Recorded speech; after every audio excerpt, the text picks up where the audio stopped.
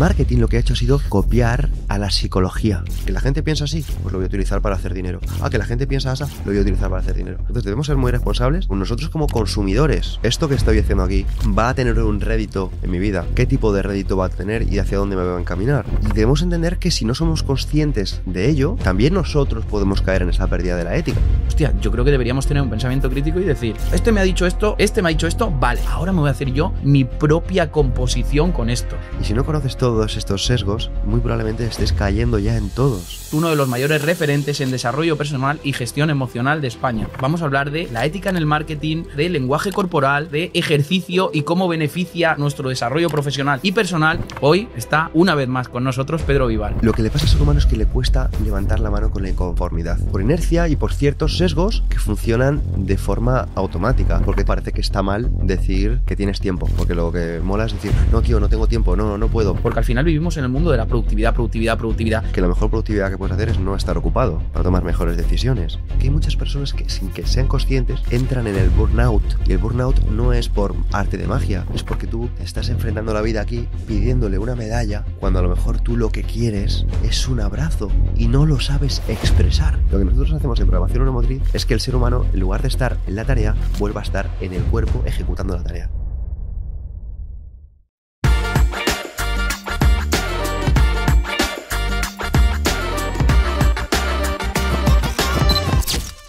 Bienvenidos, bienvenidas a un nuevo episodio en el video podcast de Webpositor, y hoy tenemos un episodio muy especial porque estamos con un gran profesional, una gran persona y una persona que admiro muchísimo, y es la segunda vez que viene a este podcast. Solo ha habido una persona que ha venido una vez, que fue Ilia Topuria, y él va a ser la segunda persona que viene por segunda vez aquí a estar con nosotros. Y la primera vez hablamos de estoicismo, pero ahora vamos a hablar de la ética en el marketing, vamos a hablar de lenguaje corporal, vamos a hablar de ejercicio y cómo beneficia, cómo nosotros hacemos ese ejercicio para luego nuestro desarrollo profesional y personal. Vamos a hablar de desarrollo personal y tengo que decir, y esto es cierto, desde mi punto de vista y también lo dicen los números, es uno de los mayores referentes en desarrollo personal y gestión emocional de España.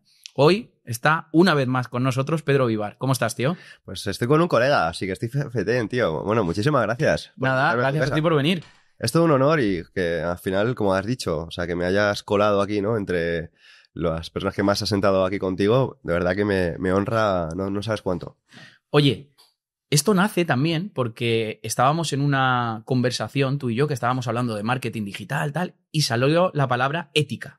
Ética y marketing, y yo decía, ahí hay una línea roja, y tú me dijiste, madre mía, todo lo que yo puedo y tengo que hablar de la ética dentro del marketing, porque me acuerdo que salieron ejemplos en esa conversación que tuvimos de que si Coca-Cola era el refresco de todo el mundo y en realidad, pues bueno, o Red Bull es el refresco de que se intentan que sea de deportistas, y bueno, entonces, ¿qué nos tienes que contar? Y vamos a empezar directamente por ahí de el marketing, lo que se vende y si hay ética dentro del marketing a día de hoy. Bueno, a ver, yo te voy a dar información, pero creo que en este caso tienes tú más información sobre ello. Hablando al menos de marketing, porque hay cosas que yo no sabía y que me enteré por ti y por otros amigos que me decían que, por ejemplo, en el tema de los podcasts, a día de hoy, ya no es que digas, mira, me cuadra este invitado, sino que te contactan determinados perfiles y dices, oye, es que si me paga esto, yo no lo entrevistaría porque es un don nadie, a mí no me gusta, no tiene tráfico, no lo conoce nadie, pero bueno, me da 15.000 euros y creo que sí, le voy a entrevistar y seguro que voy a hacer que quede como un auténtico experto, aunque bueno, en el mercado solo lleva 6 meses, pero bueno, yo me encargo del resto, que soy genial en el marketing. Entonces, a mí eso me rechina muchísimo, pero creo que es una práctica que, según me has comentado, no es una cosa puntual. No es una cosa puntual, y esto no viene de los podcasts, al final viene de cualquier medio de comunicación donde esté centrada la atención. Antiguamente era en la prensa, y dudo mucho que antiguamente, antes de que yo naciera, etcétera, en la prensa escrita, todo lo que escribieran fuera por amor al arte. Supongo que habría gente que pagaría por estar en determinados sitios. Luego eso pasó al digital, a los periódicos digitales, y ya sabes que hay determinadas revistas, etcétera, sin ir más lejos, pues oye, pues hay gente que sale en Forbes que ha pagado. Bueno, eso lo sabes tú también. Bueno, y en la revista Men's Health se paga la portada, en la revista Sport Life se paga la portada. No digo todas, ¿eh? No, por supuesto que no. No estoy diciendo todas, pero estamos diciendo que sí hay gente que dice, bueno, ¿Me interesa? Vale, pues lo pago. Pero estamos hablando de que realmente van los mejores, pues creo que es un poco lo que la ética nos debería hacer seguir, ¿no? Porque una cosa es que lo haga la gente, ¿no? O que tú puedas decirlo, oye, mira, lo está haciendo esta práctica, incluso puede ser mi competencia. Pero la pregunta es, ¿lo voy a hacer yo? Y te diré una cosa, Luis, que a mí, por ejemplo, me da muchísima paz. Y es precisamente por el tema por el que a mí me encanta los negocios y me encanta X cosas. Y es precisamente porque me permite hablar sin tapujos.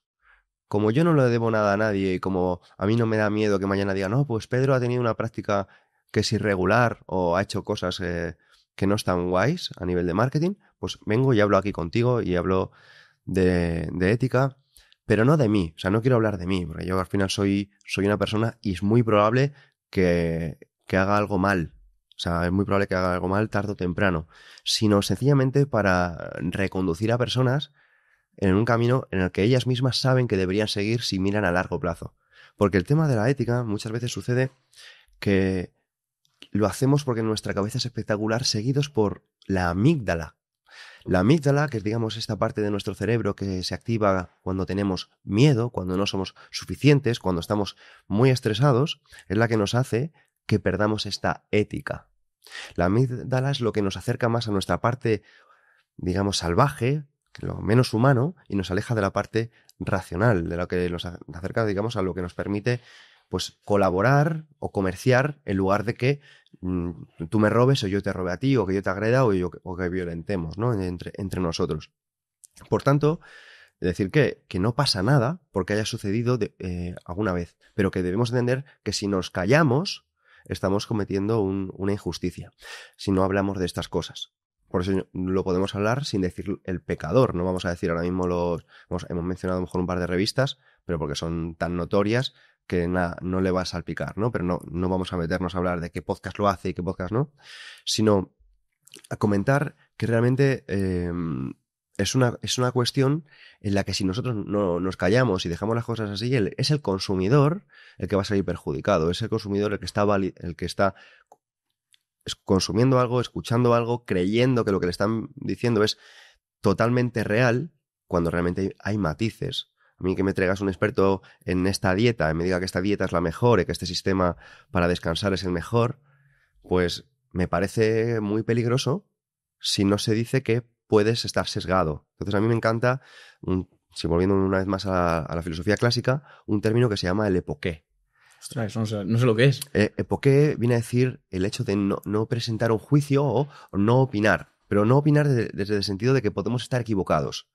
Decir, mira, yo no te voy a traer que este tipo es el mejor, sino que a mí, por ejemplo, me gusta divulgar desde una perspectiva de, mira, esto no es mejor o peor, sino la ciencia, por ejemplo, te dice que si tú no luchas contra la gravedad, a nivel, por ejemplo, de intención, tú, cíngulo anterior o tu ínsula va a percibir una cosa. O me gusta decir, por ejemplo, si tú consumes determinada cantidad de calorías, pues vas a romper tu ayuno, que tiene unas consecuencias de X cosas. Entonces, no me gusta decir el ayuno es bueno o el ayuno es malo, ¿no? Sino sencillamente que si tú comes determinadas calorías, pues vas a romper el ayuno. Y tiene estas consecuencias. Pero no significa que sean buenas o malas, porque yo soy una persona que soy partidario de que hay veces que tiene sentido y que a veces no. Pero no me gusta validar que esto es lo mejor o que esto es lo peor, porque sería alejarnos un poco de estos principios que te acabo de mencionar, ¿no? Y en cuanto a por qué denunciarlo, por qué debemos hablar, por qué denunciarlo es algo ético, pues me gustaría hablar de una psiquiatra judía, al final de Israel. Se llama Hannah Arendt. Y esta mujer es muy curiosa porque después de la Segunda Guerra Mundial, tú sabes que muchos alemanes se escaparon, muchos se fueron a Sudamérica. Concretamente, en Argentina había un oficial de muchísimo renombre, ahora mismo no recuerdo el nombre, pero digamos que se sabía que había escapado, que había conseguido pues burlar un poquito en ese momento pues las aduanas, burlar un poquito los viajes y demás, ¿no? en el transporte, y llegó y se infiltró en Argentina, estuvo trabajando allí de normal. ¿Qué pasó? pues que con los judíos hay que tener mucho cuidado, porque son gente muy, muy inteligente, muy despierta y tienes, pues al final si alguien quiere algo lo va a conseguir. Entonces llegaron y fueron a Argentina, cogieron a este oficial y le hicieron un juicio en Israel. ¿Qué sucedió allí?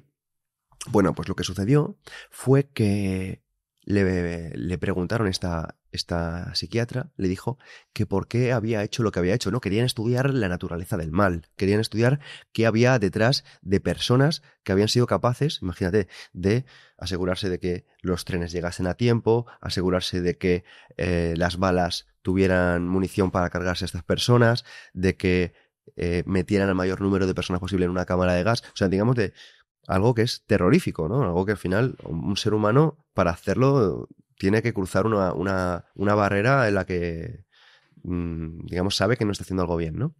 Bueno, pues lo que dedujo esta psiquiatra cuando se encontró con el tipo es que no era una especie de genio del mal, no era un Gargamel o no era una especie de Thanos o no era una especie de tipo súper inteligente que sabía lo que hacía, sino que era un Mindundi.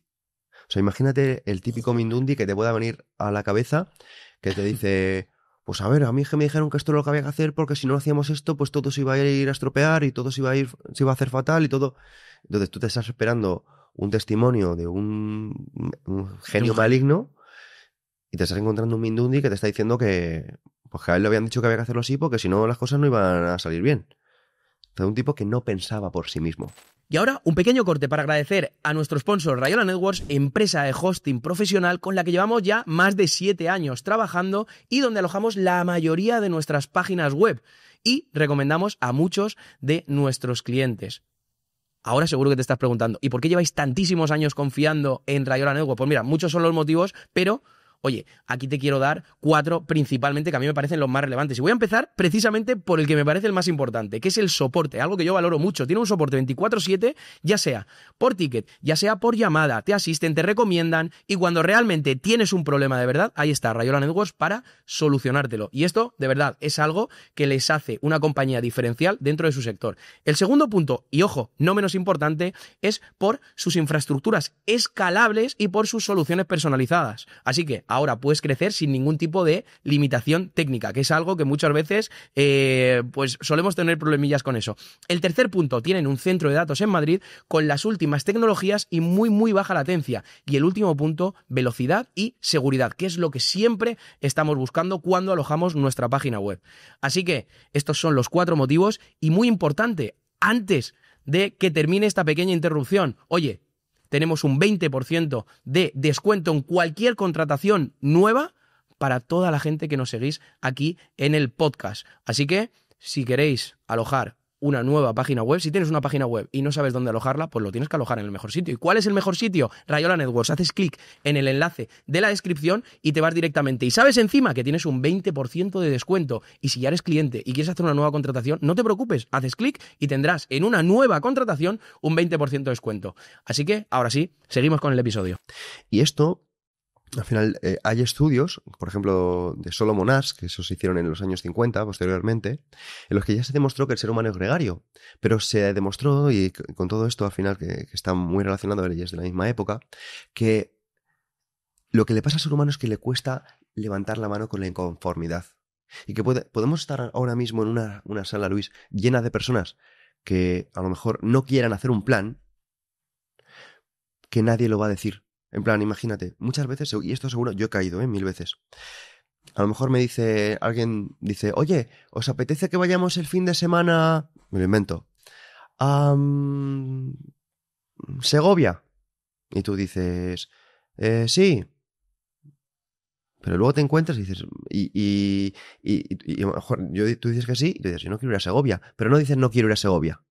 A mí realmente el plan era como, bueno, si alguien le apetece, si alguien ha propuesto este plan, pues será porque le apetece. Entonces yo digo, sí, plan, porque no quiero que se sienta solo o porque tiro por la inercia. Y tú, que no quieres ir, miras alrededor, ves que nadie dice que no, y no dices nada. Entonces te encuentras el fin de semana yendo a Segovia, que por otra parte es un sitio fantástico, que se come genial, el cochinillo y todo lo demás, y dices, ¿qué hago yo aquí?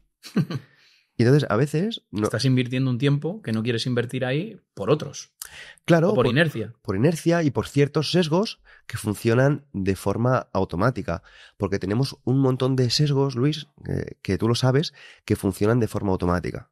O sea, digamos que debemos entender que a veces cuando alguien no es ético es porque está siguiendo patrones automáticos que están predefinidos.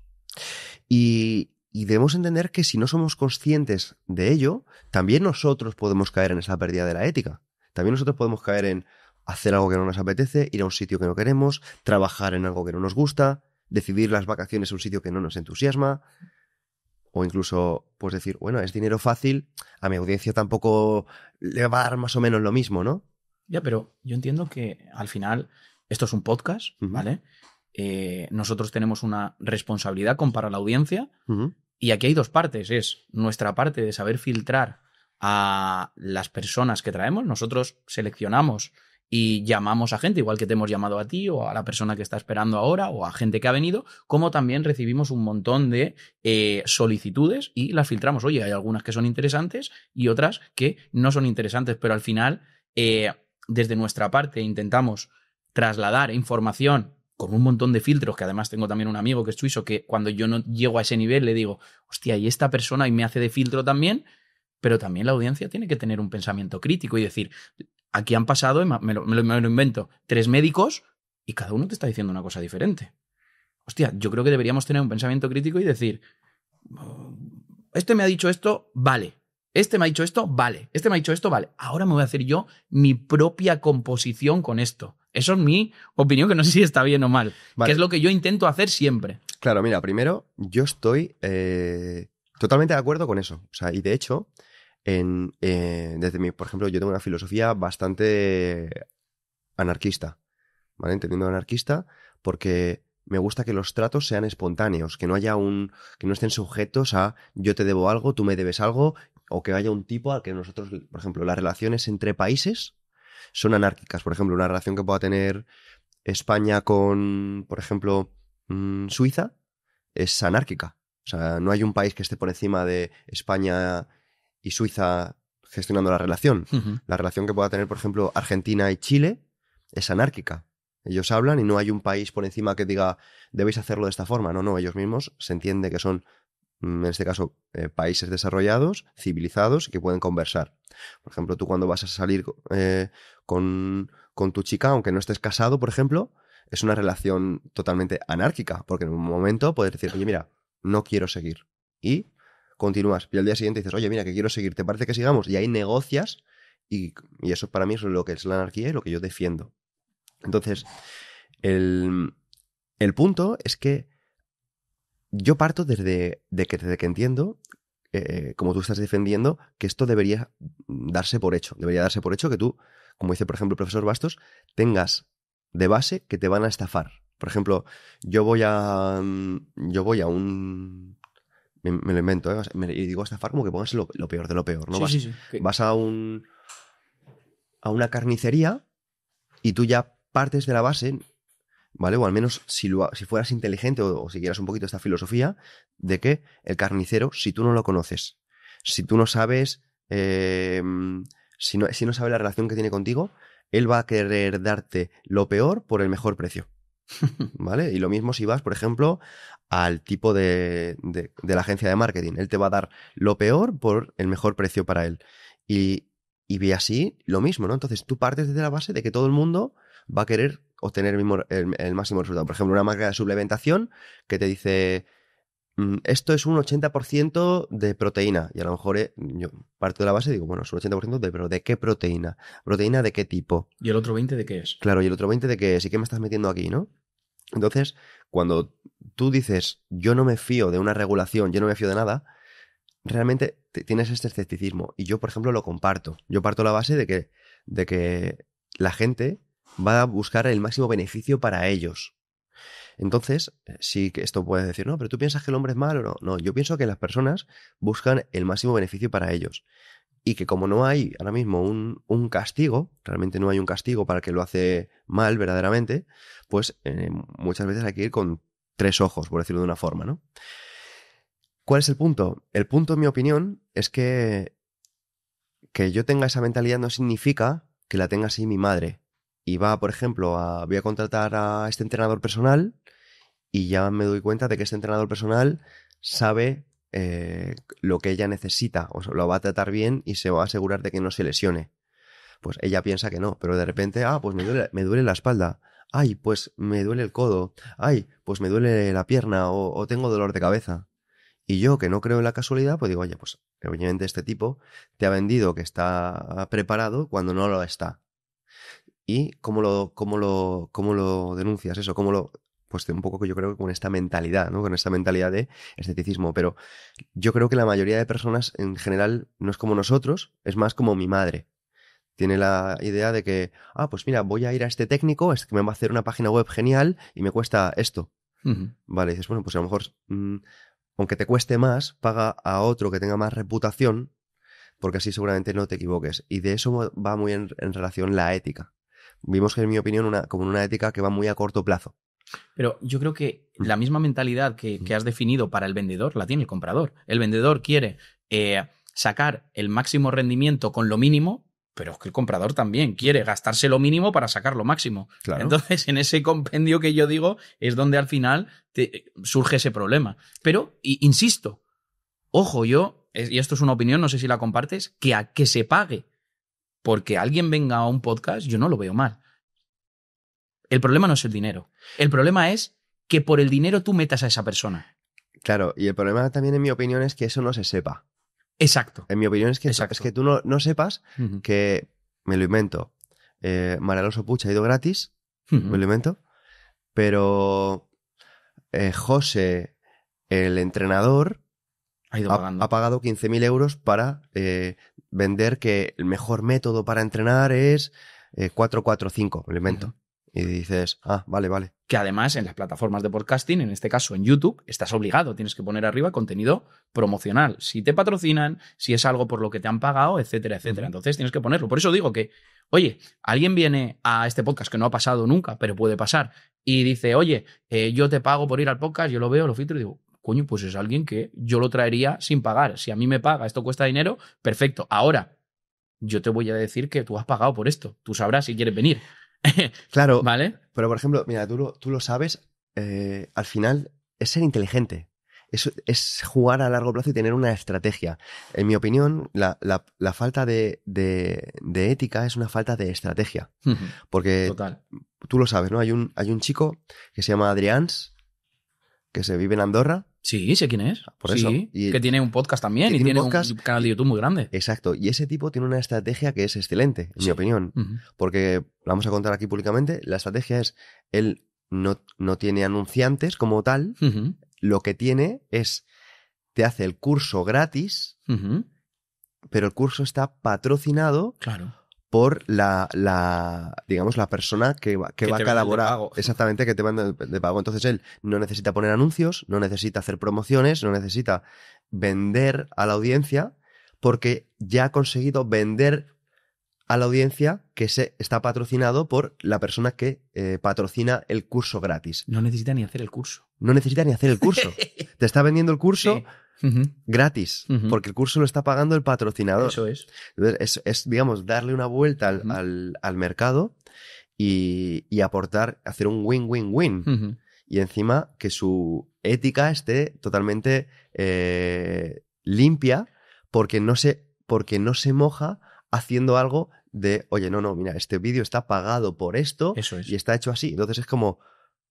Aún así, habría que pasar el mismo filtro. Porque voy a ponerte un caso de algo que esté muy de moda. El trading. Coño, el trading, criptomonedas, los exchanges, todo esto es un mercado como mínimo de advertencia, que yo le llamo, que tienes que tener muchos ojos. Hay gente que lo hace muy, muy bien, por supuesto. Hay gente que lo hace regular, por supuesto. Hay gente que lo hace mal, por supuesto. Por el hecho de que a mí me pagues y te llames fulanito y yo diga, oye, este me ha pagado, yo tengo que pasar un filtro igualmente. No puedo meter a cualquiera. Como ha pagado y te lo he dicho, pues yo ya me quito de responsabilidad. No, oye, primero, ¿este tío entraría sin pagar? Sí.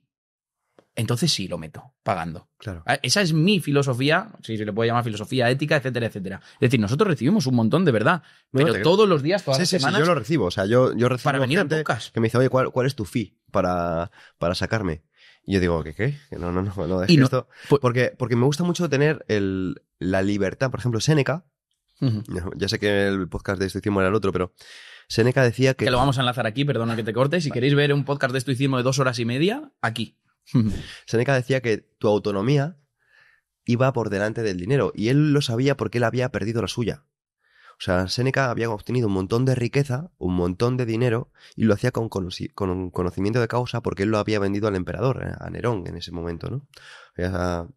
Había tenido en su vida situaciones que le hacían que él no podía opinar o no podía decir ciertas cosas porque sus propiedades dependían de ello.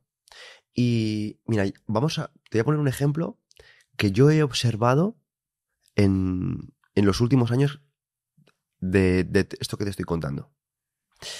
Mira, ¿y por qué debemos ser mucho más escépticos con aquello que consumimos y no solo con aquello que pagamos? Porque lo gratis, hay que tener mucho cuidado, lo gratis también es pago.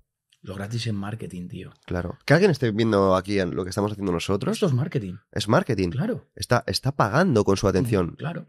Y debe tener mucho cuidado porque nosotros le estamos comiendo la oreja para que vaya en una dirección o vaya en otra. Entonces debemos ser muy responsables, no nosotros, sino como nosotros como consumidores. Decir, esto que estoy haciendo aquí va a tener un rédito en mi vida. ¿Qué tipo de rédito va a tener y hacia dónde me va a encaminar? Pues como esto, cualquier cosa que tú consumas. Yo, por ejemplo, a mi chica, cuando la veo que se pone con el móvil y está viendo vídeos de gatitos, que le encantan, ¿no? Es una loca de los gatitos y de cosas, este tipo de cosas, le digo, esto está teniendo un rédito... Yo soy un aguafiestas, la verdad, o sea, soy un poco aguafiestas, ¿no? Pero esto está teniendo un rédito en tu vida. Que estés aquí viendo vídeos de gatitos, luego va a afectar a cómo estés percibiendo el mundo, lo creas o no. O que va a lo útil que te sientes, a lo servicial que te sientes, a lo productiva que te sientes. Y que conste que yo soy un tipo que defiendo que la mejor productividad que puedes hacer es no estar ocupado para tomar mejores decisiones. Entonces, en relación a relación a esto, creo que sí que, como tú has dicho, es muy bien hacer este disclaimer, pero tengamos cuidado. No sé ahora mismo por dónde estaba diciendo, coste-oportunidad. Se me ha ido... Sí, no, me ha gustado. Yo iba a recoger el testigo que has dicho que lo mejor productivo, no con las palabras que lo has dicho, es no hacer nada porque toman mejores decisiones. Eso me parece un punto muy interesante, porque al final vivimos en el mundo de la productividad. Hay que hacer esto, no parar de hacer cosas y en menos tiempo, etcétera. Y tú acabas de decir justo lo contrario, un mensaje totalmente disruptivo. La mejor productividad es no hacer nada para tomar mejores decisiones. Hostia. Es que he escrito un libro sobre eso. Cuéntame. Y esto sí que no está pagado, ¿eh? Sí, porque si la gente se pregunta, no, aquí esto vamos. No. Y de hecho y no sabía ni que existía este libro hasta ahora mismo que me lo acabas de decir. Sabía porque no lo anunciado en ningún sitio. Ah, vale. O sea, no Vale. más en mi newsletter, pero obviamente la newsletter es algo más privado. En redes sociales he dicho que estoy escribiendo un libro y demás, pero bueno, el libro ya está terminado, ¿vale? Ya está en maquetación y el libro se llama El arte de la decisión. Y te voy a contar un poco rápidamente qué consiste. Pero si te das cuenta, vivimos en un mundo donde lo que está de moda es mantenerse ocupado. Sí. Está muy de moda mantenerse ocupado. Parece que está mal decir que tienes tiempo. Porque lo que mola es decir, no, tío, no tengo tiempo, no puedo. Tal vez dentro de 2 semanas, tal vez dentro de un mes. Y esto es por ciertas cosas. Debemos entender, mira, te voy a contar el libro de qué consiste. Primero analizamos lo que es la productividad y cómo era la productividad, por ejemplo, hace 300.000 años. Hace 300.000 años, la productividad, una persona productiva era cuando una persona llegaba viva al día siguiente. Entonces se podía decir que una persona había sido productiva porque había conseguido sobrevivir. Digamos, la productividad estaba enfocada en la supervivencia. Hace 10.000 años, digamos que las personas ya empiezan a ver adelante, ver en el futuro, ya no solo por la creación de tiempo, sino precisamente porque empezamos a nivel industrial a poder plantar. Se desarrolla la agricultura y la ganadería. Entonces ya la persona dice, espera, que lo que hago ahora va a tener rédito dentro de 6 meses. Me va a tener sentido que ahora mismo me esfuerce o que acumule para que dentro de 6 meses. Entonces nuestra productividad ya no está en el hoy, sino ya tenemos una productividad que se enfoca, por ejemplo, más en el tiempo. Tenemos que empezar a meter el tiempo en la ecuación, porque vamos a entender que el tiempo es una idea, no ha existido siempre. Antes más las personas estaban, ahora, ¿qué haces? Comer. ¿Qué haces? Cazar. O sea, las cosas, aunque ahora las tengamos muy normalizadas, como por ejemplo también el dinero no ha existido siempre, ¿no? Entonces, tenemos que a partir del año 3000 a.C. ya estamos estableciendo el siguiente paso. El siguiente paso ya estamos hablando de la jerarquización social, el establecimiento, por ejemplo, de oficios. Oficios es, yo escribo y llevo cuentas, llevo conteo.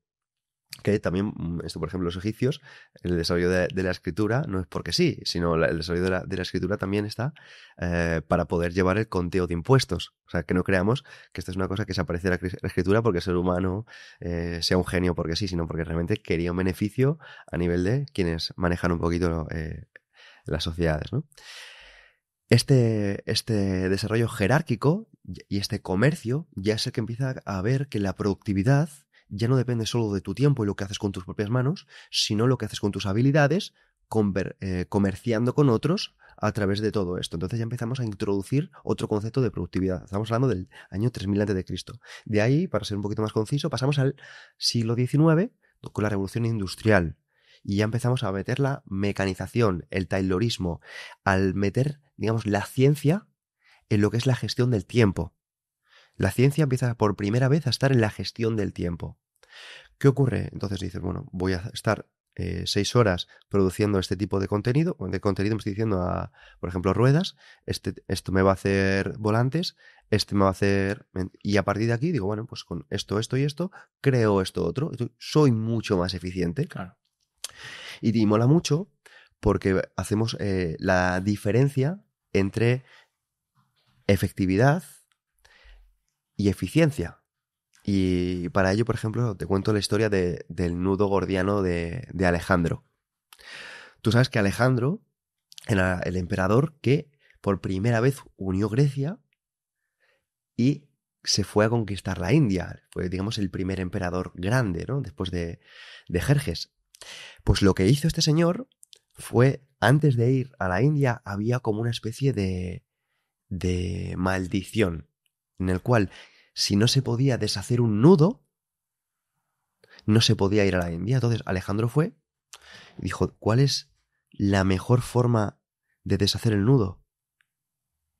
Y cortó el nudo por la mitad. En lugar de ponerse de una forma efectiva a dedicarle, imagínate, mogollón de tiempo a deshacer ese nudo, fue muy eficiente. Dijo, ¿cómo lo hago? Lo corto. Ya no soy efectivo, que es conseguir la tarea, soy eficiente. Realizo la tarea, pero de la forma más eficiente, que es en el menor tiempo posible. Que, ¿cómo era? Cortándolo. Sí, sí, sí. Muy marketingiano, ¿no? También. Entonces, ¿qué pasó? Entonces, de ahí ya, pues el tipo se fue a conquistar la India, ¿no? Porque la maldición decía que si no se deshacía el nudo, nadie iba a conquistar, nadie podía ir a la India.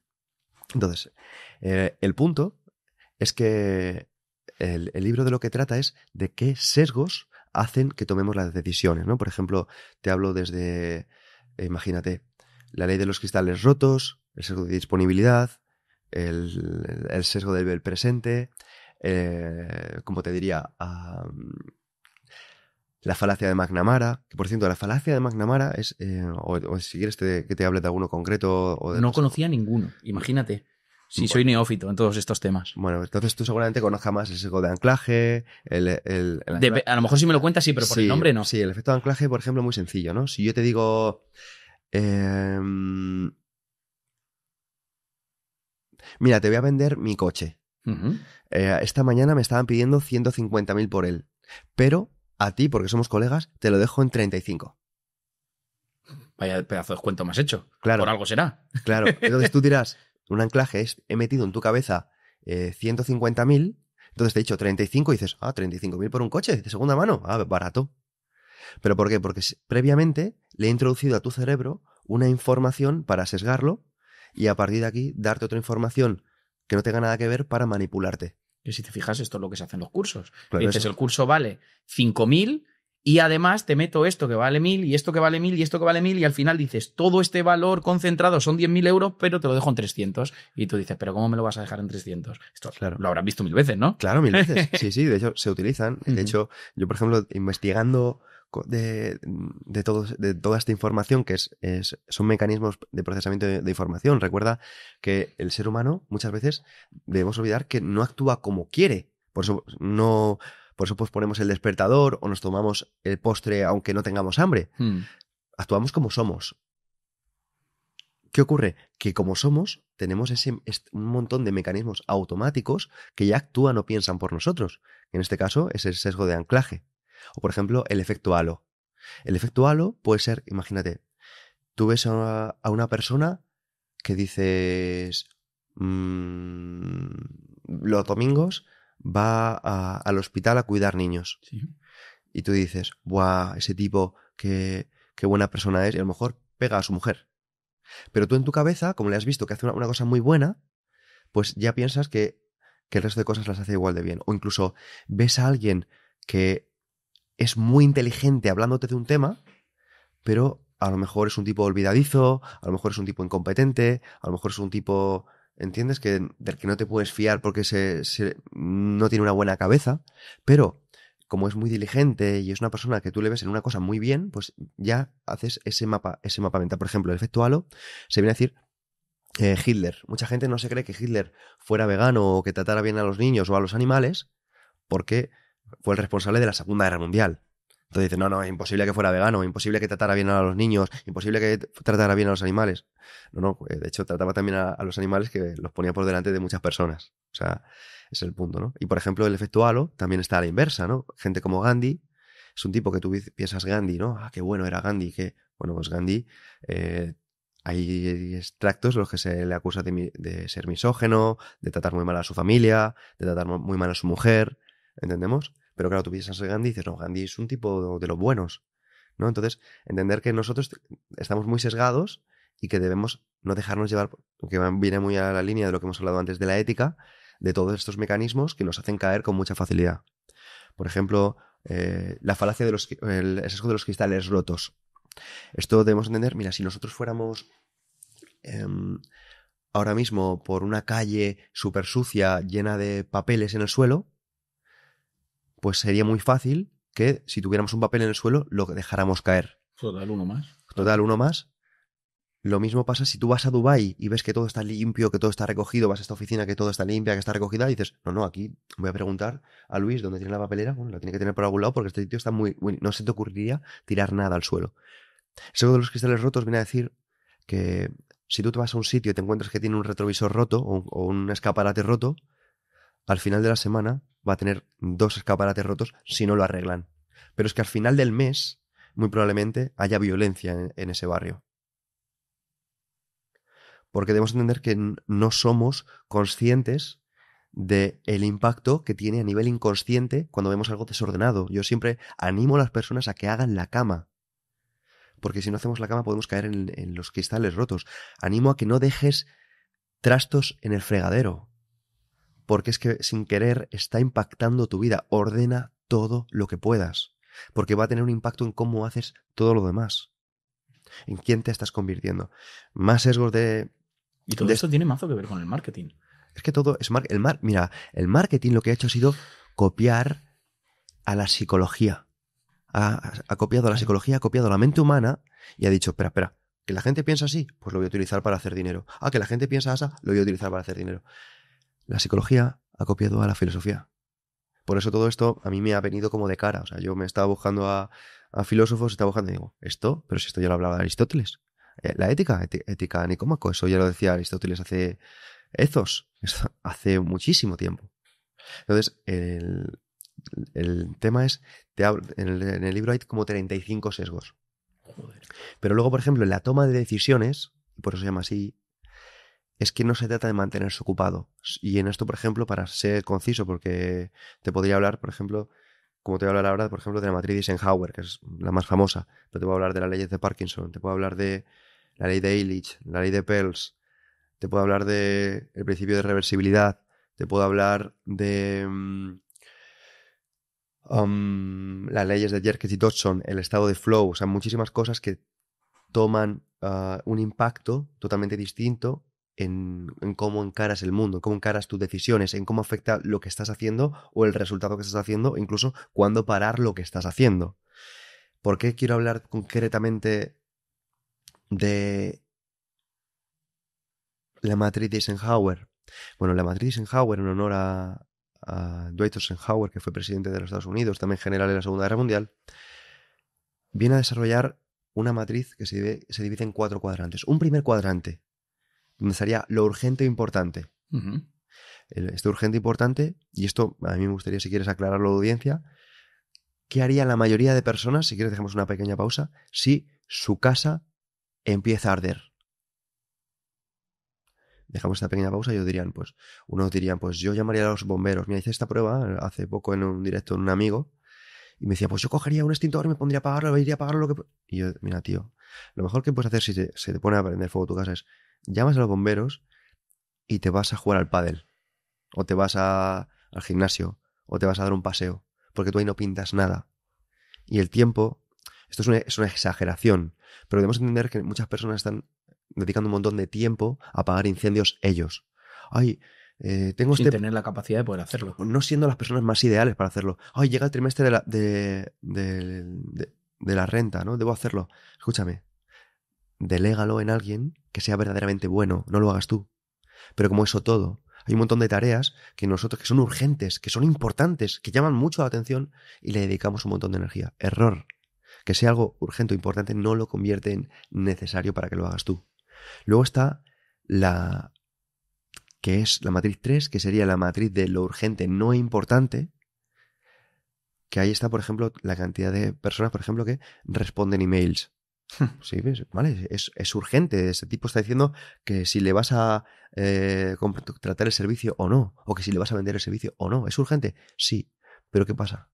No es importante. Si no lo haces, no va a cambiar tu vida. Y como eso hay un mogollón de cosas, ¿no? Y cosas que son urgentes. Ay, no he... Me lo invento, ¿no? Muchas cosas laborales que dices, no he ido a esta reunión, tengo una reunión de equipo a las 3. ¿Es importante? No va a pasar nada, pero es urgente porque es a las 3 de hoy. Pero luego hay cosas, que es la cuadrante 2, que son importantes, pero que no son urgentes, Luis.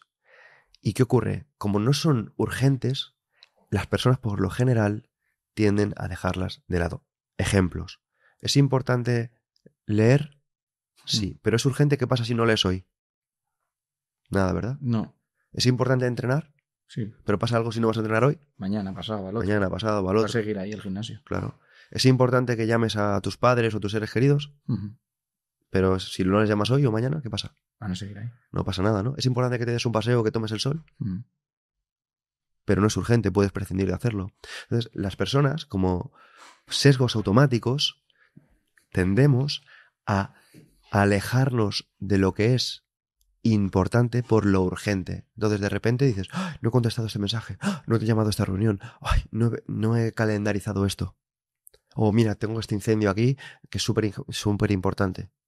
Yo te puedo asegurar, Luis, que mi vida se rige por lo importante, no por lo urgente. Y de hecho, con lo que estás diciendo, en base a lo que vivimos aquí, con los negocios, etcétera, etcétera, te diré que lo importante es lo que te hace crecer el negocio y lo urgente lo que te hace mantenerlo o apagar determinados fuegos, pero no te hace crecer.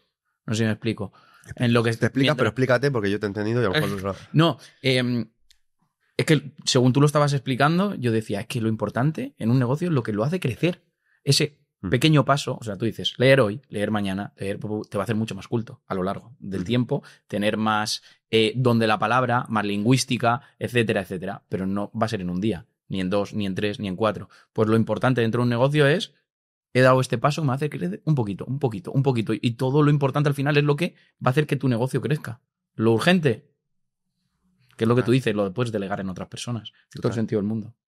Así es, ¿no? Entonces, el libro va mucho enfocado en cómo tomar esas decisiones y cómo establecer pues, tu propia vida, ¿no? Y ya para acabar, para no contarte aquí, porque soy un poco... No, pero me parece súper interesante, ¿eh? Me está gustando mucho, porque es que tiene sentido para todo. Pues esto, no lo he inventado yo, ¿eh? Esto es una Ujú. cosa que yo sencillamente me dedico a divulgar, cojo lo que es útil y desecho lo que no, y te cuento pues estas herramientas, ¿no? Y, y una es que esto creo que te va a encantar, ¿vale? Ya te hablé de ello la última vez que vine, pero no te hablé, por ejemplo, de las rutas metabólicas que tiene las decisiones que tomas aún haciendo lo mismo. Me explico. Cuando queremos ser productivos, me invento, pues por ejemplo, alguien que se quiera poner en forma, Luis, de repente dice, pues yo voy a hacer eh, todos los días 10.000 pasos. Ujú. No, Yo lo he hecho y lo hago. por eso creo que esta conversación te va a ser útil. Por lo siguiente, ¿no? Porque hay muchas personas, no tú, sino te diría que el 95% de la población, que lo hacen desde la ruta metabólica de la dopamina. Pero hay personas que se van a hacer esos 100.000 pasos porque dicen, oye, me voy a dar un paseo. Y se dan un paseo. A lo mejor se hacen 10.000, a lo mejor se hacen 8.000, a lo mejor se hacen 15.000 o se hacen 100, lo que sea. No los contabilizan. Y allí la ruta metabólica es distinta. Tu cerebro, tu organismo, lo metaboliza de forma distinta. Es la misma actividad. Incluso puedes que hayas dado exactamente el mismo número de pasos, pero no es lo mismo, por ejemplo, la dopamina artificial que tú buscas de forma premeditada a cuando lo haces como una actividad atélica. ¿Qué significa una actividad atélica? Una actividad cuyo fin es hacerlo. Cuando una persona se mueve por la serotonina, sencillamente está en un estado de flujo de me doy un paseo porque quiero darme un paseo y el fin es pasear. Esa persona está en un estado mucho más parasimpático. Su sistema nervioso está mucho más regulado. Cuando tu sistema nervioso no tiene tanta carga de energía, te lo explico de una forma muy sencillita, tu sistema inmune, por ejemplo, tiene más espacio para trabajar como merece. Pero si tú lo tienes estresado porque estás buscando ese funcionamiento, el sistema inmune no responde como debería. Eso aterrizado de una forma así sobre del café, ¿no? Por ejemplo, cuando observamos muchas conductas sociales, nos damos cuenta de que las actividades atélicas están muy poco presentes. Las personas no hacen cosas como el fin de hacerlas. Las hago con el fin de obtener algo. Por ejemplo, Es verdad. mi fin de venir hoy aquí contigo, Luis, es darme un paseo. Dar un paseo. Porque tú lo sabes, ¿no? ¿Qué impacto, tú, igual que tú cuando viniste a mi casa a grabar, qué impacto va a tener que tú vengas a mi podcast? Y te puede salir un cliente, 2, 10, da igual, no va a cambiar tu vida. Ujú. No estás en ese punto. Ujú. Igual que a mí, yo venir aquí, luego veo a Luis, me voy a Alicante, salgo de la lluvia de Madrid y estoy tranquilo, ¿no? Y además, que la gente que esté viendo esto es que me lo has dicho fuera. O sea, que no es que lo estés diciendo ahora, que ya me lo habías dicho fuera. Claro, pero porque Ujú. es así. Yo, mira, esto lo contaba en el libro de Super Sapiens. Me di cuenta cuando era más chaval y me iba de campamento, cómo cambiaba mi vida cuando yo venía de campamento. Me explico. Yo a lo mejor venía, imagínate, tenía 17 años o lo que sea, o 16, no me acuerdo. De esto que me llevan mis padres a un campamento de inglés. Y estoy 20 días fuera de casa, con gente, haciendo otras cosas, no sé. Entonces, yo llegaba a mi casa y decía, jope, yo antes veía la tele, pero no me apetece ver la tele. Yo antes hacía X cosas, pero no me apetece hacer cosas que yo las que hacía antes. ¿Por qué? Porque a veces seguimos en inercias, Luis, de nuestro día a día, como por ejemplo, pues yo me tomo, imagínate, un chocolate después de comer. Ya, pero si te vas de casa, yo hoy contigo voy a estar haciendo otras cosas totalmente distintas, entonces hoy haré otras cosas, mi cerebro generará otras sinapsis y mañana cuando vuelva a comer en mi casa, me lo invento, digo, oye, ¿y si no me quiero comer el chocolate? Ya he roto el hábito, he roto el patrón. Por eso es muy importante romper con nuestro día a día. Yo vengo aquí porque ya es el fin en sí mismo de romper con el patrón. Entonces eso es para mí súper agradable y ya me genera esa serotonina, que es lo que me motiva y podría venir aquí 1.000.000 de veces. Porque es un fin en sí mismo. A mí me dices ahora mismo, oye, pues mira, esto no se publica y no me cambia el estado de ánimo. Porque he conseguido, y además estudiando sobre estas cosas, sobre lo que te decía, ¿no? De las actividades adélicas, he conseguido que poco a poco mi vida gire más en torno a eso. Yo antes compartía muchísimo más lo que hacía en redes sociales. Compartía más que me daba un baño. Compartía más que estaba entrenando este ejercicio, este otro. Y yo decía, vale, está genial que lo compartas, pero ¿podrías no compartirlo? Y decía, voy a probarlo. Y me acuerdo que decía, no me he grabado, no sé qué. Y tenía esa resistencia. Entonces, ahora mismo he conseguido, gracias a esto que te estoy comentando, sentirme mucho más libre, mucho más autárquico. Pero que no significa que si yo publique algo, si me hago una foto contigo o lo que sea, lo haga desde la dopamina, se puede hacer igual. Y de la misma manera que tú te puedes dar 10.000 pasos o 20.000 y que sea algo totalmente atélico. Uh-huh. Y además a mí me pasa lo mismo. Cuando voy, por ejemplo, a Madrid, cuando estuvimos, me hace más ilusión el hecho de ir a Madrid y hacer cosas diferentes que todo lo que tenga que hacer allí. Es la excusa es el trabajo. Sí. La placentero es justo todo lo demás a raíz del trabajo. O sea que, joder, que estoy muy de acuerdo en todo lo que estás comentando. Estábamos hablando de que toda la relación. Aquí tenía una serie de batería de preguntas que me he saltado todo. No hemos hablado de nada de lo que hay aquí. Soy un poco caótico. Es cojonudo. No, pero que me encanta, que es cojonudo. Estábamos hablando y yo tenía aquí como dos temas muy interesantes de cuando estuve en tu casa, etcétera, etcétera. Uno era toda la parte de la ética del marketing y quería terminar con esto antes de empezar con toda la parte donde a mí me dejaste flipado de la movilidad, etcétera, etcétera, que es súper buena para luego el trabajo, sobre todo gente que estamos en la oficina, pero quería terminar este punto de ética en el marketing, etcétera, etcétera, para ya empaquetar todo esto con, claro, si alguien, y ya no digo en un podcast, en un medio de comunicación, etcétera, etcétera, ofreciera dinero por ir y esa persona, y aquí va, pudiera ir a ese sitio sin pagar, es decir, imagínate que tú vienes y dices, que no es el caso, ¿vale? Y dices, oye Luis, yo te pago tanto por aparecer en tu podcast. Y yo digo, paso todos los filtros, digo, pues, por supuesto, es que aún no pagando también vendría. ¿Tú aceptarías ese dinero si fuera como un negocio? Porque al final, oye, esto es un podcast, esto es un negocio, lleva producción, lleva X, lleva Y, lleva Z, etcétera, etcétera. Y aparte, esto, por ejemplo, no sé el caso de otros podcasts, yo hablo por el mío, por poner este ejemplo y no poner otras marcas que luego no funen aquí. Esto es una vía para nosotros de hacer marketing. Al final aquí viene gente reputada como tú, la gente nos conoce, etcétera, etcétera. Mira, yo estoy en un punto donde...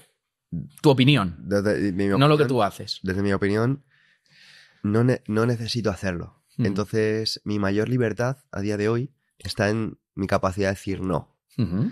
Y cuando tú aceptas dinero, por ejemplo, a mí me han ofrecido colegas que anuncie productos suyos. Uh-huh. Y me pagarían por ello. No he querido coger dinero. No he querido hacer una afiliación por dinero. ¿Por qué? Porque es mi branding, ¿vale? O sea, también yo entiendo que la gente que lo haga, lo hace, pero yo personalmente me lo tomo como una forma de branding. Una forma de decir, si no lo hago... No estoy atado. No lo hago. Y también te diré que es para utilizar un sesgo. De la misma forma que, por ejemplo, escribo una newsletter. Porque yo no quiero ir aquí como un filántropo, ¿vale? Tampoco quiero dejar esa imagen ni de lejos. Lo hago porque me considero una persona muy inteligente y estratégica. Y dentro de estos sesgos está el sesgo de reciprocidad. El sesgo de reciprocidad que también está estudiado y de hecho, por ejemplo, los camareros que te dejan caramelitos con el café reciben más propinas, demostrado, que los que no te dejan nada. El sesgo de reciprocidad está presente en todo. Por eso te decía que no hay nada gratis. Cuando alguien te está consumiendo aquí y lo que le has dicho, él ha encontrado una practicidad para su vida, esa persona sin querer está en deuda. Y yo lo sé porque yo lo he vivido. Yo, por ejemplo, yo me acuerdo, y esto te lo voy a contar, ¿vale? Así en público, así anécdotas que creo que a la gente le va a gustar. Yo he sido súper fan y sigo siendo de David Marchante, de Power Explosive. Coño, sí. El otro día estábamos hablando de él. Sí, y he sido muy fan siempre, ¿no? Yo me acuerdo que él divulgaba cosas que yo decía, claro, es que ¿por qué nadie dice esto? Es que, claro. Entonces tú te sentías como súper escuchado, súper apoyado, súper qué bien que alguien está hablando. Era como, hablaba David y es que me da igual, como si me hablaba de que él se iba a cenar unas patatas, me daba lo mismo. Entonces, le escuchaba muchísimo. Entonces, él sacó, una vez tuvo un producto que era una aplicación para entrenadores, y yo me acuerdo que era una suscripción, yo me acuerdo que me costó en su momento, que yo te estoy diciendo ya hace 10 años, que no ganó lo que ganó ahora. Me costó más de 500 euros de entonces, y yo dije, lo compro sin mirar. Salió mal. Y luego ya al tiempo, me acuerdo que a los meses se lo dije, y le dije, me dijo, no, tío, pero dímelo, y joder, eso te lo devuelvo, no hay ningún problema. Y le dije, no, tío, eso para ti, a fondo perdido. Porque que me siento tan en deuda contigo que él no me había dado nada a mí como Pedro. No me había dado, toma, nada. Pero yo haberle consumido gratis tanto tiempo, yo me sentía en deuda, ¿no? Entonces, yo cuando doy tanto, o sea, y la gente dice, pero ¿por qué ayudas tanto? ¿O por qué? Lo hago por puro egoísmo. O sea, yo sé que ayudar, que aportar, que dar información, que dar conocimiento, que dar autarquía, vale, hoy no vas a hacer nada, ni mañana, ni dentro de un año, ni dentro de 2. Pero si yo soy lo suficientemente bueno, el tiempo suficiente, esto me va a dar réditos y ya me ha dado. O sea, yo soy rico, o sea, yo no necesito hacer nada de lo que hago porque ya he conseguido apalancarme de todo esto que te estoy diciendo. Y esto es por el sesgo de reciprocidad. Porque sin querer, si esto, que las personas tengan mucho cuidado, si por ejemplo, alguien se ofrece a echarte un cable con algo que pueda ser una tontería, ten mucho cuidado, porque después esa persona te va a decir, oye, ¿te importaría el fin de semana venir a echarme un cable con la mudanza? Y tú no vas a poder decir no vas a saber ni por qué, pero vas a tener algo dentro de ti y vas a decir, uff. Y si no conoces todos estos sesgos, muy probablemente estés cayendo ya en todos. Por eso tú lo sabes, me dices, si esto se utiliza en marketing, digo, si lo sabes tú mejor que yo. Y al final, con esto que acabas de terminar es con lo que has empezado, es todo pura estrategia. Estrategia. Es estrategia pura y dura. Y al final es eso, es tú vas dando contenido y en vez de ofrecer productos de otros, al final lo que la gente te consume es tu propio producto.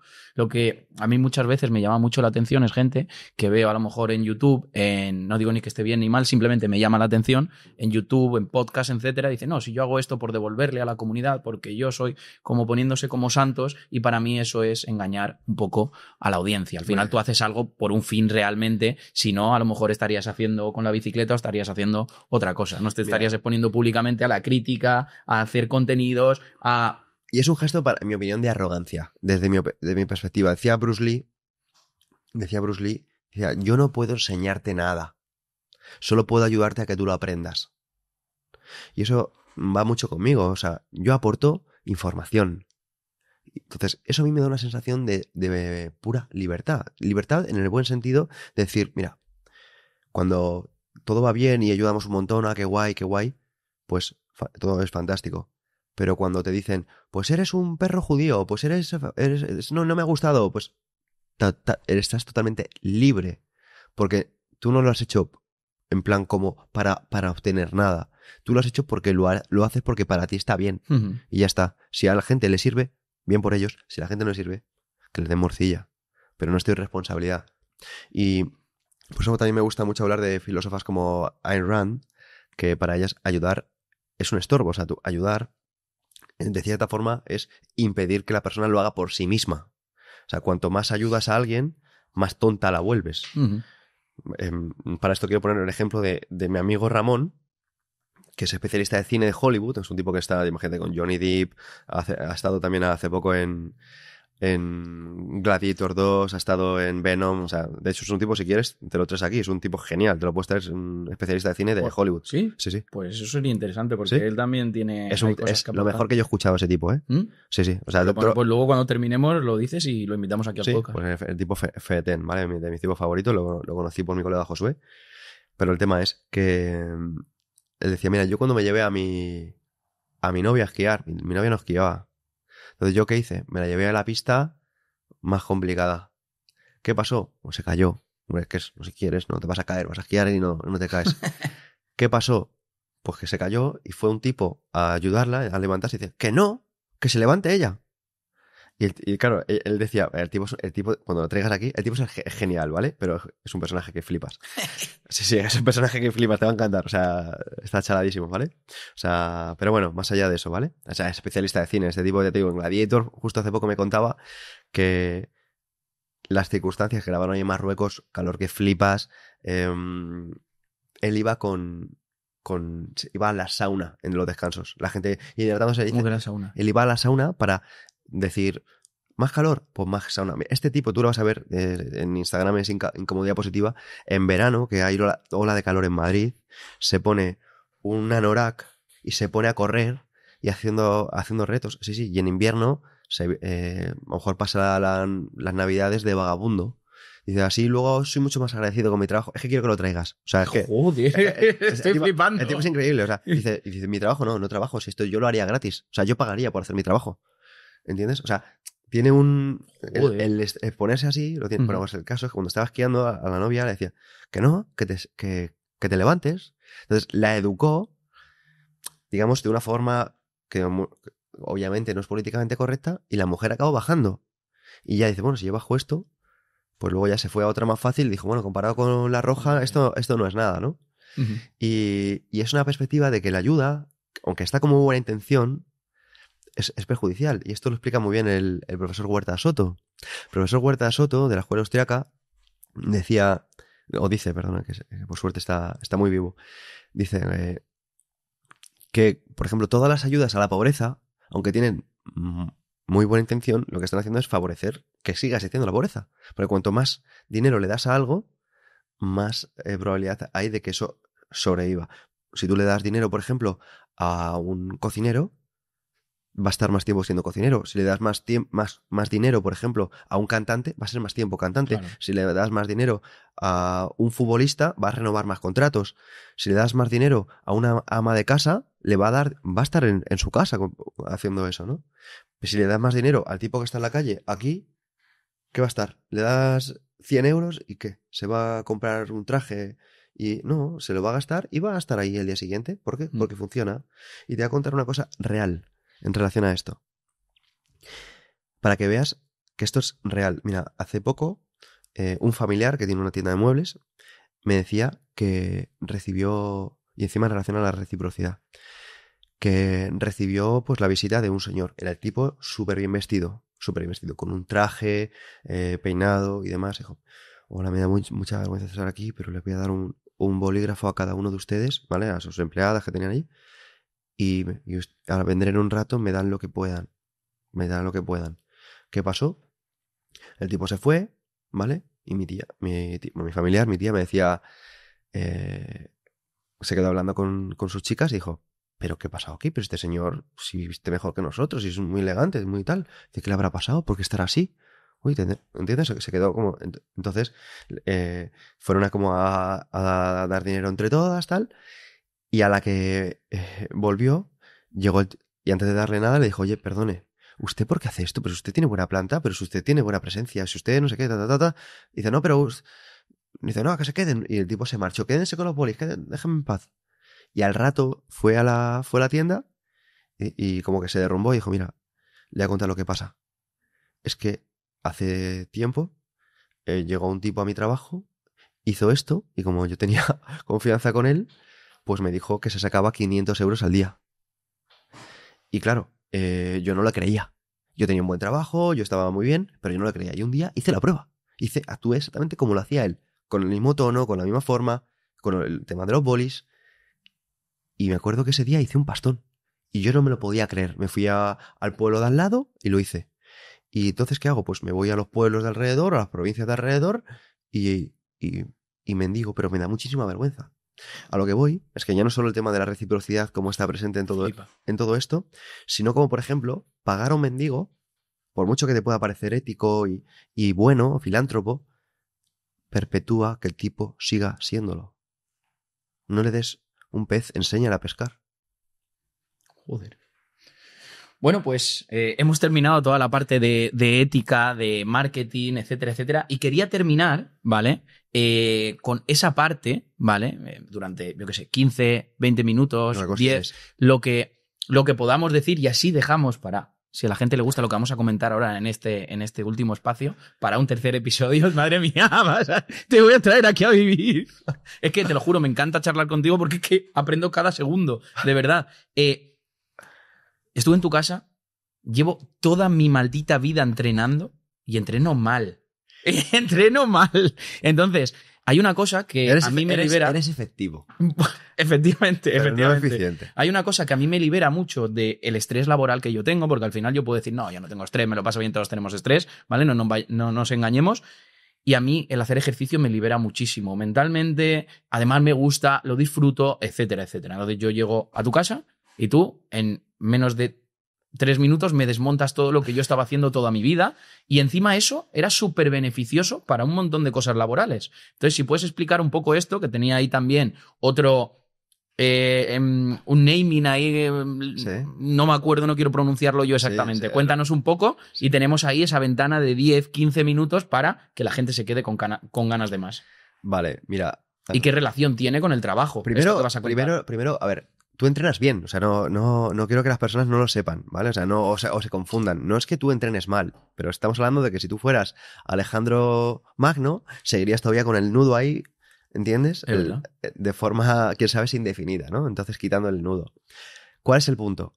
El punto es que, igual que tú ya sabes que hay una serie de mecanismos que funcionan de forma automática en ti, que nos acabamos de mencionar, ¿no? Sesgo de disponibilidad, los cristales rotos, reciprocidad, escasez, el efecto halo, muchas cosas que ya están formateando tu forma de percibir la realidad, tu cuerpo ya está transmitiendo muchísima información a tu cerebro. Esto ya, por ejemplo, en programación neuromotriz lo explicamos de una forma sencilla, dependiendo de las veces que respires por minuto, las veces que te lata el corazón, tu postura, todo esto, tu estructura ósea, ya está mandando muchísima información a tu cerebro. Entonces, no es lo mismo que tú hagas, como hacíamos todos, la tarea, por ejemplo, levantar un peso, que te centras en que el peso vaya de abajo arriba, a que tú sientas tu cuerpo realizando la tarea. Porque debemos entender, Luis, que debe ser así. O sea, tú estás bien hecho. O sea, no es que lo hagas cosas mal, sino que, para que la gente lo entienda, yo he venido aquí en taxi, ¿vale? Entonces, yo no quería que mi conductor estuviese controlando la posición de su pelvis, sintiendo y activando su suelo pélvico o su transverso, haciendo una elongación axial, empujando contra la gravedad. ¿Por qué? Porque yo quería que el tipo me trajera aquí. Quería que el tipo estuviese en su cuerpo o en la tarea. Quería que estuviese en la tarea. ¿Cuál es el precio a pagar? No estar en el cuerpo. Muchas de las personas que probablemente nos estén escuchando estén aquí, muy probablemente en su cuerpo o en la tarea. Muy probablemente estén en la tarea.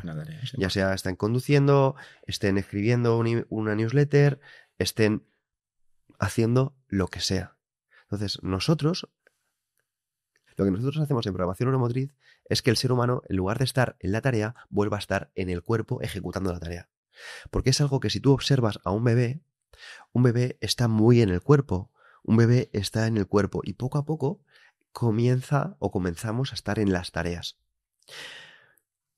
Muchas veces nosotros nos programamos en una tarea o nos programamos en posiciones o estructuras que favorecen las tareas. Por ejemplo, cuando pasamos muchísimas horas sentado, nosotros, si me hacer el ejemplo a nivel gráfico, comenzamos en una posición de elongación axial, haciendo anclaje en el suelo, pelvis neutra, transverso activo, y empezamos a hacer la tarea. Poco a poco nos vamos metiendo cada vez más en la tarea y poco a poco, sin querer, dejamos de luchar contra la gravedad, ha pasado algo, he recibido una llamada y de repente mi cuerpo está tan metido fuera que no prestamos atención.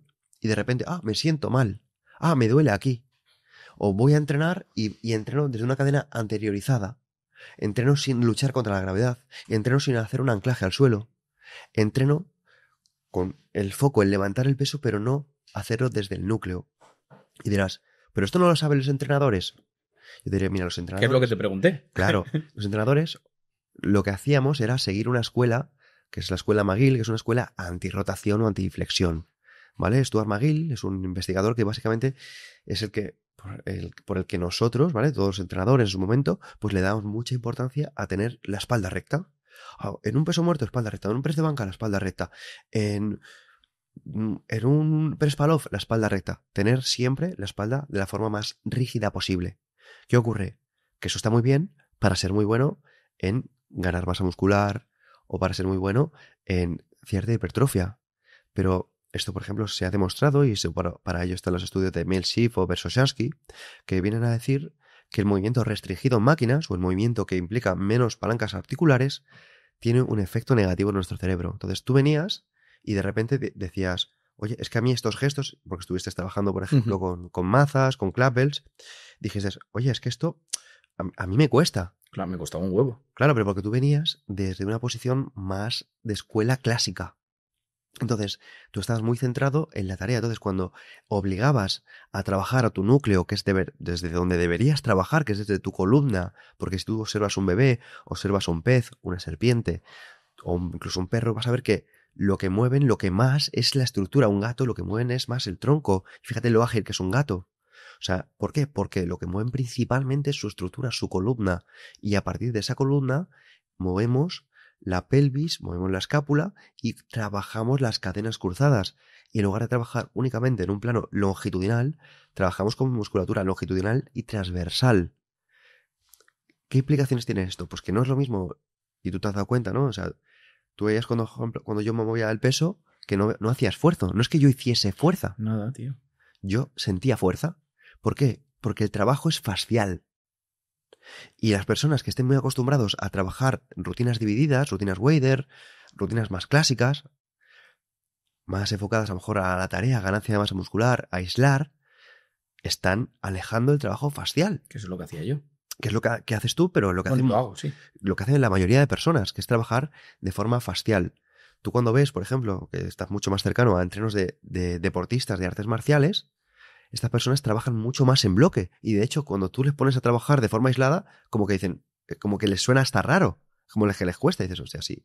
Pero en cambio les pones a golpear, les pones a lanzar, les pones a correr, les pones a nadar, dices, qué bien funcionan. No es que funcionen bien, es que al final estamos todos hechos para eso. Estamos hechos para que sea el cuerpo lo que sientas y no que te enfoques en la tarea. Nunca vas a ser igual de bueno en una tarea de cuerpo si te enfocas en la tarea. Debe ser algo mucho más innato, debe ser algo mucho más desde el sentir kinestésico. Entonces, lo que nosotros hacemos es reprogramamos al cerebro, al cuerpo, a través del cuerpo, que como decía Ramón y Cajal, el premio Nobel, que por cierto, desde aquí invito a que se busque más información sobre Ramón y Cajal, porque muy probablemente muchas personas no sepan que el tipo era un loco del gimnasio. Este premio Nobel de Medicina, este descubridor de la neurona, de los primeros neurólogos e investigadores de la neurociencia del mundo español, era un loco del gimnasio. Que busquen Ramón y Cajal Fitness o Ramón y Cajal Gym y van a quedarse asombrados. Entonces, este tipo ya decía que si un ser humano puede, si se lo propone, ser escultor de su propio cerebro. Nosotros, a través de programación neuromotriz, lo que decimos es la mejor forma de esculpir tu cerebro es con tu cuerpo. Pero obviamente no lo hagas desde una posición en lo que lo limites, sino genérale estímulos que le obliguen a generar nuevas sinapsis, esas conexiones en el cerebro, que es lo que le puede mantener joven. Uh-huh. ¿Por qué hay personas que se mantienen más jóvenes? Porque hacen más deporte. ¿Pero qué deporte? Pues deportes que te obliguen a cambiar de plano, a cambiar de ritmo, a que la fuerza sea algo más de repetir un patrón de 25 centímetros de una dirección a otra, sino que sean patrones que obliguen a un montón de cadenas articulares a trabajar en conjunto. Entonces nosotros, por ejemplo, en lo que es programación neuromotriz, lo que hacemos es aterrizamos esto ya no solo con la evidencia o con todo el peso, que para eso tenemos un máster que tiene 400 vídeos, no sé la cantidad de horas que tendrá el máster, sino a través de experiencias prácticas, que tú llegas y las sientes, y que tú llegas y dices, ostras, esto cuesta, pero me doy cuenta de que lo siento en mi cuerpo. Siento cómo se activa esta zona de mi cuerpo, siento cómo se activa mi dorsal. Siento cómo se activa mi dorsal mucho más que a lo mejor cuando hago una dominada normal. Esto ahora ya me sale. Claro, ya te sale. ¿Pero por qué te sale? Porque estuvimos 2 horas ahí, que no me salía. No exageres, estuvimos un rato hasta que sale, pero porque a mí también me ha pasado. O sea, yo, igual que muchos entrenadores, vengo de escuelas clásicas que te introducen el movimiento de una forma mucho más aislada, rígida, cuando lo que realmente es un trabajo de alto rendimiento y sobre todo de salud es integrar un trabajo fascial. Algo súper importante es entender el trabajo ya no solo de la columna o de la pelvis o de la escápula, sino también de la posición de nuestras costillas. Muchas veces por mala alimentación o por mala postura, sin querer, la respiración, ¿vale? Hace que las costillitas estén, como dice mi compañero Rocas, como rotas, ¿vale? Rotas es como no siguen una línea armónica, las tienes como hacia afuera, de hecho se marcan. ¿Qué ocurre? No es que se marque la costilla, sino se marca que no las tienes, por ejemplo, desde la musculatura intercostal, de los serratos. O sea, en lugar de marcarse los serratos, se ve que tienes el huesito de la costilla fuera. Entonces, cuando nosotros tenemos ese tipo de posiciones, eso ya nos está avisando el cuerpo desde su propia fisiología, desde su propia anatomía, que vamos a tener problemas en nuestros hombros o en nuestros codos. ¿Por qué? Porque el anclaje del hombro se hace desde la musculatura intercostal. Pero ya no solo esto, sino el impacto que va a tener a nivel psicológico. Cuando una persona no respira profundamente o no respira bien, sin querer, está en el sistema nervioso simpático, va a estar mucho más estresada, va a ser mucho más susceptible, va a ser mucho más difícil de manipular. Entonces nosotros recuperamos esta reprogramación para que la persona sea mucho más consciente del cuerpo, esté más presente y con ello pues, mejore su calidad de vida. Y aparte, más fuerza, con menos esfuerzo, etcétera, etcétera. Exactamente. Pues esta es una parte que podríamos profundizar porque yo creo que tiene unos efectos muy beneficiosos, ya no solo para la fuerza, etcétera, etcétera, sino, claro, si tú tienes más fuerza con menos esfuerzo, significa que has derrochado menos energía, que es lo que yo saqué de todo ese día contigo y con lo cual esa energía la puedes aprovechar para otras tareas del día a día. Con lo cual, si a la gente que nos esté escuchando, viendo, le interesa esto, que lo ponga y hacemos otro episodio y si no, pues lo haremos igual, ¿no? Sí, claro, esto se puede... Esto es porque podemos estar hablando 2 horas de esto. Sí, lo que tú quieras. Esto es súper interesante. Podemos hablar, por ejemplo, de por qué esto que dice el doctor Jordan Peterson, por ejemplo, en su libro 12 reglas para vivir, de llevar los hombros para atrás, hay que cogerlo con pinzas. Porque lo que no hay que hacer es llevar los hombros para atrás porque sí. Porque si tú vas todo el tiempo aquí, estás buscando con más facilidad el conflicto. Y debes saber cuándo debes ir con una actitud dopaminérgica y cuándo ir con una actitud serotoninérgica. Joder. Porque si tú no eres adaptable, que es un poquito lo que nosotros promovemos lo que promovemos es que una vez que conozcas las estructuras y cómo funcionan, seas adaptable. Seas una persona capaz de estar aquí cuando toque, pero de saber estar aquí. Porque hay muchas personas que sin que sean conscientes entran en el burnout. Y el burnout no es por arte de magia. El burnout es porque tú te estás enfrentando a la vida aquí pidiéndole una medalla cuando a lo mejor tú lo que quieres es un abrazo y no lo sabes expresar. A lo mejor tú, ¿qué te transmite esta posición ahora mismo? Como que no, como que estás tímido. Sí, pero entonces, ¿qué me darías? ¿Un puñetazo o un abrazo? No, al revés, un abrazo, claro. ¿Estoy conflictivo? No, al revés. ¿Y aquí? Ahí digo... Aquí estoy conflictivo, aquí sí. No estoy buscando el colegueo. Entonces, no. Claro, entonces tenemos que entender que hay personas que utilizan un martillo, aunque lo que tengan enfrente sea un tornillo. Y dices, no, claro. Un tornillo utiliza un destornillador, no un martillo. Para un martillo utiliza un clavo. Entonces nos enfrentamos a situaciones de la vida, utilizamos herramientas verbales o mentales, pero la mejor herramienta que la ciencia cada día está más respaldando, y por eso hay tanta moda ahora mismo de técnicas de respiración, que si agua fría, que si sauna, que si luces rojas para terapia mitocondrial, que cualquier cosa, es el cuerpo. El cuerpo es el gran olvidado. Quiero finalizar con un reto que te va a hacer mucha gracia. Venga, vamos a ver. Y a mí también, ¿vale? Y como te digo, me he saltado todo lo que tenía aquí. O sea, no hemos seguido absolutamente nada. El reto es cojonudo, porque vas a flipar. Y dice, vas a sacar un libro. Sí. ¿Vale? Vale. Hemos hablado de técnicas de marketing, hemos hablado de ética, de estrategia, de etcétera. Mira lo que te voy a pedir. Wow. El reto es, convénceme en 1 minuto para que compre tu libro sin usar ninguna técnica de venta convencional. ¡Toma ya! De todo lo que va a tu libro, que es de todos esos sesgos, no uses ninguno para convencerme de que yo compre tu libro. Que bueno, yo voy a ser el primer comprador, eso es la verdad. Porque te lo juro que para mi trabajo me va a servir de la hostia. Sí, es muy útil para eso. Mira, te diré que va a haber 2 tipos de personas. Las que conozcan lo que pone en el libro y las que no lo conozcan. Y van a tener resultados distintos. Pues nada, pues con eso finalizamos. Oye, muchas gracias por venir, por tomarte tu tiempo en venir, por ser tan transparente como siempre, por las conversaciones, por todo lo que nos enseñas. Y desde aquí te invito a un tercer episodio, ¿eh? Serías la primera persona de venir un tercer episodio porque te lo juro que me lo paso de puta madre. Y hablaríamos de la última parte, que hemos hablado esos 15, 20 minutillos, y yo creo que a toda la gente le puede interesar porque sí que es cierto que yo creo que podemos hablar 2 horas de eso tranquilamente.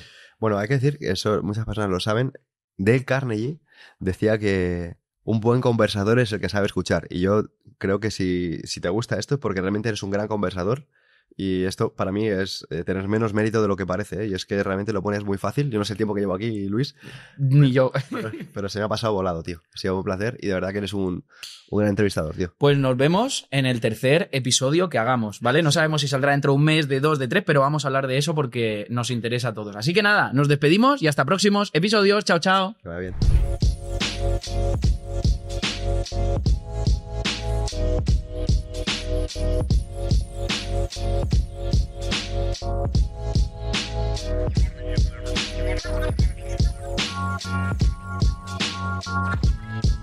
Yes,